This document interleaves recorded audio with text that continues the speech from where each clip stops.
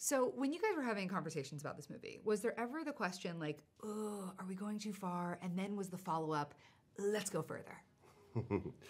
Yes.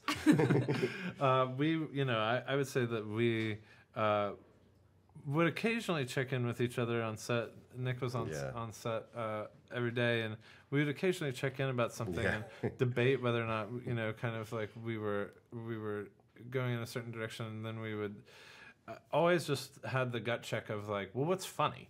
Like, if that just made Nick laugh, then that's the one we should do. Yeah, I think going too far is so about it's so instinctual what that means. And I think we had this great experience in production where we would do these very outlandish kind of crazy things, and just everyone was smiling and laughing. And I think that's sort of your barometer, And hopefully that's how the audience will react to it. And it is when we've screened the movie, like people have they have been shocked, but I think in a joyful way. I thought it was hilarious. Yeah. Betty is so incredible. And we knew she had great physicality because of Glow, but this is just next level. Can you talk a little bit about working with her? Yeah, as soon as I read the script, I immediately thought of Betty for the role. I really did. And I just thought she would be perfect for it. And it was great because, Betty and I talked a lot about how to make her a three-dimensional kind of weirdo, and how maybe making sure that she was, that Crystal was an enigma in a way was kind of crucial to telling the story, and I just feel like she completely brought it. And also, like you said, she got ripped for the film. Like she could bench press both of us, I think, at some point. And so it was awesome to just watch her, be tough. Yeah. I think when we wrote the character, because the character's so closed off, because she plays things so close to the vest, that on the page it is really sort of a sketch for Crystal. And then when we saw Betty's read, it was like, oh, that's the movie, Oh, that's awesome. Yeah. Hilary Swank is just chomping scenery, and it's delightful. Was she in your head when you were writing? She was. We thought about her because we knew that this was going to be sort of the final boss at the end, the last confrontation. And the great thing about Hilary is that she's one of the best actors we have, but also the audiences are inheriting this great sense of they know what she can do. They know how incredibly physically imposing she can be. And so I think that just created a lot of tension for viewers and for us watching the movie, because you were bringing in all sort of her previous physically imposing history into the role, into the character that she was playing. Yeah.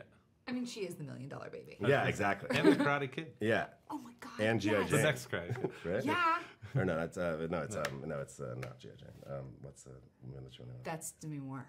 So I was thinking, is it at all possible that this movie will be considered like a follow-up to Lost, because you've got people getting on a plane, landing in a strange place, and then crazy shit goes down? Is it possible? And is it a glimpse into the mind of Damon Lindelof? It's definitely a glimpse into the mind of Damon Lindelof. Damon likes planes. Yeah, he likes planes. That's what the glimpse is. He likes mysterious planes involving strangers in forests. But I never thought about that. Maybe it is a follow-up to Lost. Maybe he's just twisting and riffing on the same theme. But I think it's different enough that it hadn't occurred to me. That's very smart, though. So I thought this movie was phenomenal, and there has been some controversy around it. But what do you guys hope, when it actually lands in theaters, finally, audiences take away from it? I hope first and foremost that everyone has a good time. That was really the objective of the movie, and has a blast, and maybe reflects a little bit on kind of where we are culturally, and maybe decides that it is worth it for us to all laugh at each other and laugh at ourselves, and kind of take it down a notch in some of our stuff, and then lastly, I hope that people just say, wow, Betty Gilpin is really, really tough, amazing actress, and Hilary Swank is an amazing foil, and that there's a lot of great action in the movie. Nick? This movie, to me, is a love letter to America in all of its screwed up glory.